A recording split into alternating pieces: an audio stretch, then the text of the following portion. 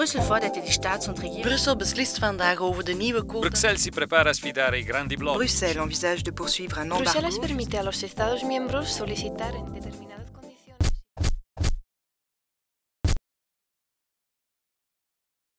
Kas ir Brisele? Brisele no vienas puses, protams, ir šis centrs, kurā saplūst visi šie likumdošanas akti, notiek procedūras, darbojās vesela rinda Eiropas Savienības institūcijas, bet tāpat laikā tas, ko es gribētu uzsvērt, ka Brisele tomēr ir tā vieta, kur mēs redzam jaunākās idejas, labākos prakses piemērus.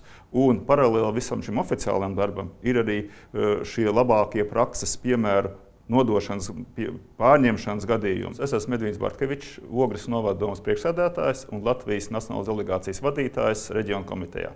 Eiropas Savienība, tās ir 27 dalībvalstis, tās ir 27 dažādas nācijas, kas tiekas, lai atrastu kopīgus risinājumus. Un, protams, tā ir mūsu kopīgā telpa. Es domāju, ka katrs mūsu Eiropas Savienības dalībvalsts iedzīvotājs ir Eiropas Savienības daļa.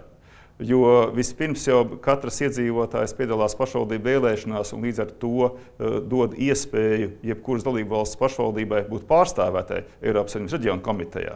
Un tāpat laikā ar katru balsojumu, ko mēs balsojam par Eiropas parlamentāriešiem, arī tā ir mūsu līdzdalība un ietekme Eiropas Savienībā.